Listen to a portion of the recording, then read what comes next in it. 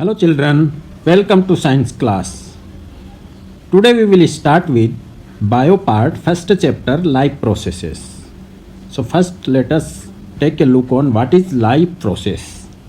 All living organisms perform some basic functions or processes in order to remain alive. All living organisms. There are two type of things, living things and non-living things. We already know. So all living organisms, they perform some basic function or some basic processes to keep themselves alive or to remain alive. These different processes all together, they keep the living organism alive, and they also perform the job of body maintenance. Such processes are called life processes. So these are some life processes: nutrition, respiration, transportation, excretion. We know that the intake of food and utilization by body is called nutrition. So nutrition is one of the life process which all the organisms require. Now after nutrition alone cannot fulfill all the requirements of the body. So the food taken, that should be converted into energy. So that part of the life process is respiration, which converts the food into energy, and that energy should be supplied to whole body.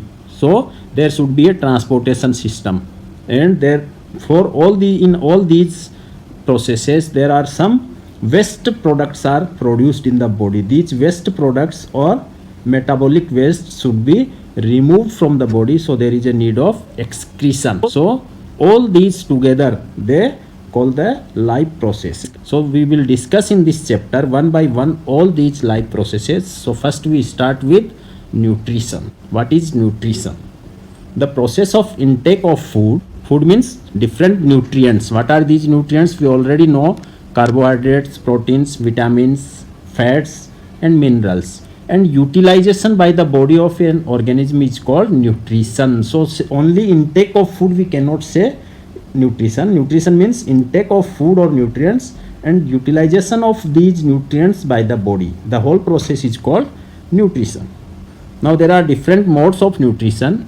First one, autotrophic mode of nutrition, and second, heterotrophic mode of nutrition. So what is autotrophic mode of nutrition? The mode of nutrition in which organisms prepare or synthesize their food by utilizing inorganic substances like carbon dioxide and water.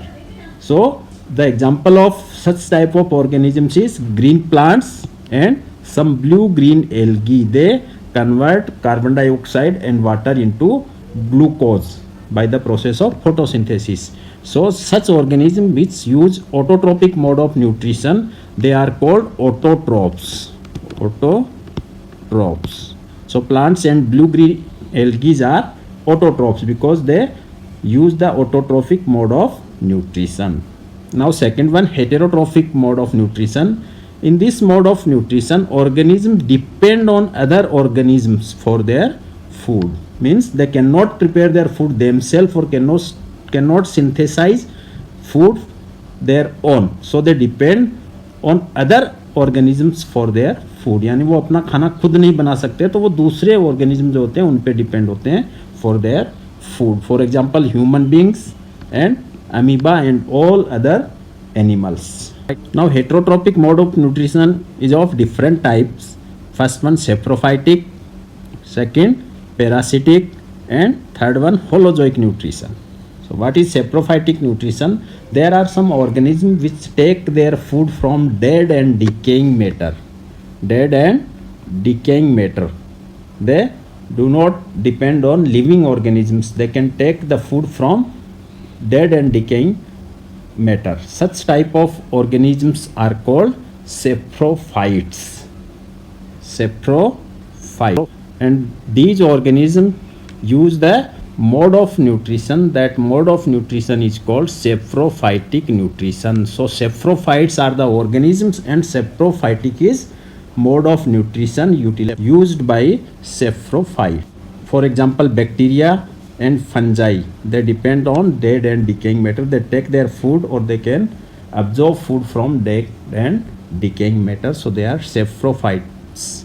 Second one, parasitic nutrition. Parasitic nutrition means the organism which depend or derive their nutrients from the other organisms, living organisms. So example of such type of organisms are cascata, lice, mosquito. So in parasitic mode of nutrition, the organism from which such parasites they take the nutrients, they are called host.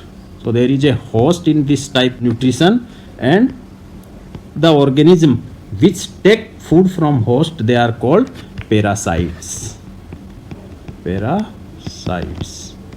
So in this type of nutrition or this mode of nutrition, parasites they take the valuable nutrients of the host and they deprive them from the valuable nutrients. यानी ये जो parasites होते हैं ये अपने host के valuable nutrients को अपने लिए यूज में ले लेते हैं और उनको कोई फ़ायदा नहीं होता. इसको हम जैसे बोलते हैं जिस थाली में खाते हैं उसी में ये छेद करते हैं. मतलब जहाँ पर रहते हैं, जो उनको रहने के लिए जगह देता है, उसी के न्यूट्रिएंट्स को ये अपने लिए यूज करते हैं और धीरे धीरे वो जो जिस ऑर्गेनिज्म में रहते हैं वो वीक होना शुरू हो जाता है, वो डिप्राइव हो जाता है न्यूट्रिएंट्स से. Now third one, holozoic nutrition. ये जो this type of nutrition there are different stages which involves ingestion means take of food inside the body, then digestion, then assimilation, utilization of that food, which involve all these processes.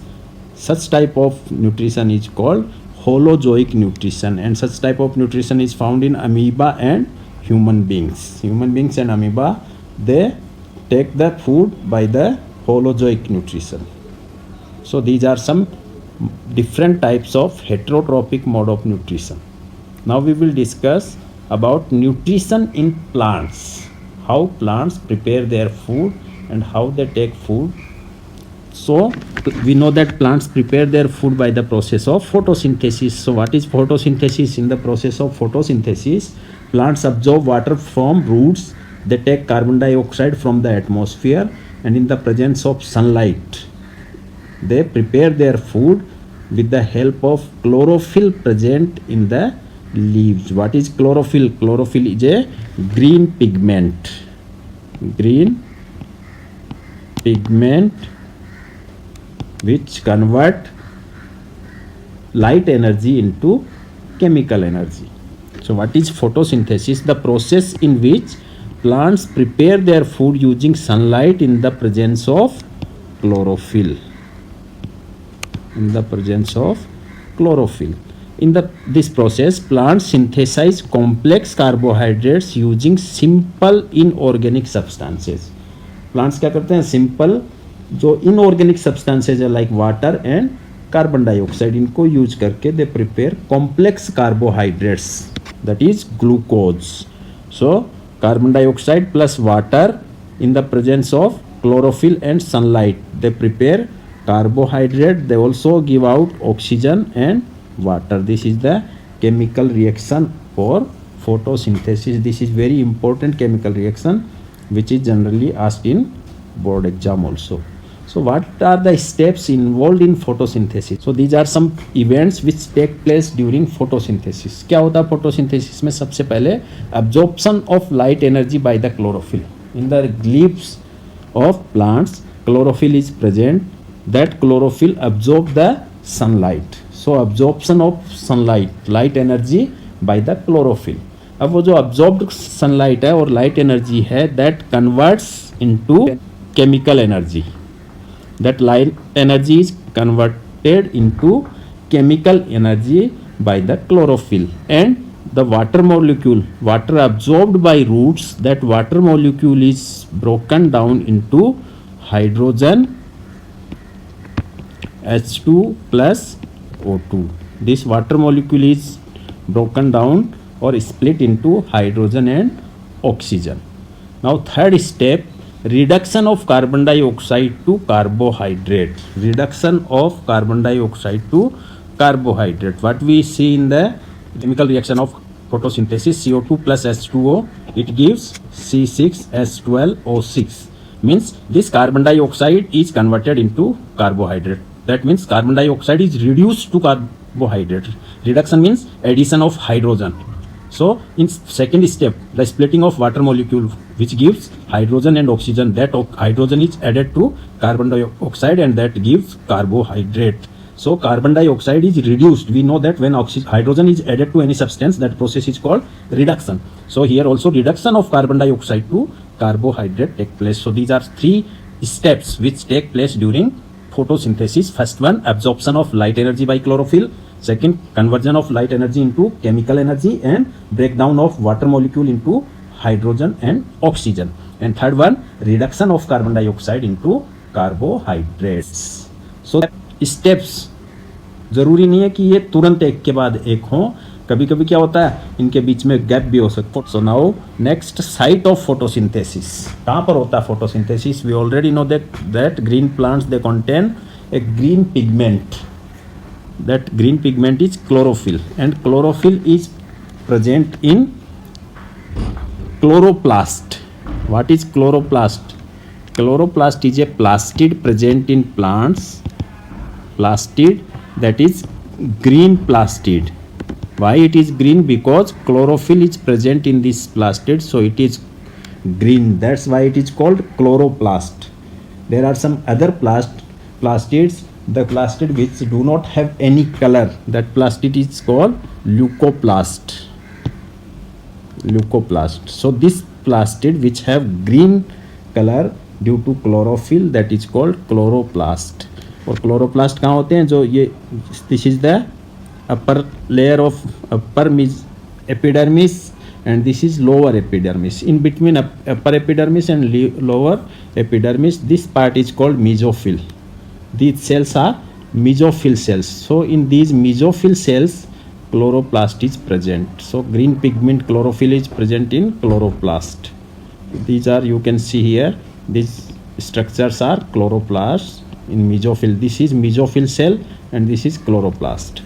So chloroplast contain chlorophyll and which absorb sunlight for photosynthesis. So chloroplasts are the sites where photosynthesis take place in plants. Now how gaseous exchange take place? There are some tiny pores present on the surface of leaves. These tiny pores are called stomata, and stomata are surrounded by two guard cells. These are two guard cells, and these guard cells also contain chloroplasts. So these are also in green in color. So what are the function of stomata? Exchange of gases in plants take place through stomata. Second, through stomata, plants lose water by the process of transpiration, which keep due to transpiration occurs due to evaporation of water. So evaporation, we know that evaporation causes cooling. So the stomata helps the plant to keep cool because transpiration take place through stomata. So exchange of gases and keeping the plant cool by transpiration, these are two important function of stomata. एक question आता है हमेशा board में भी पूछा जाता है generally, that how stomatal pore is open and close. This is very important question. Generally ये पूछा जाता है बोर्ड की एग्जाम में. Opening and closing of stomata. We know that stomata are enclosed by two guard sales.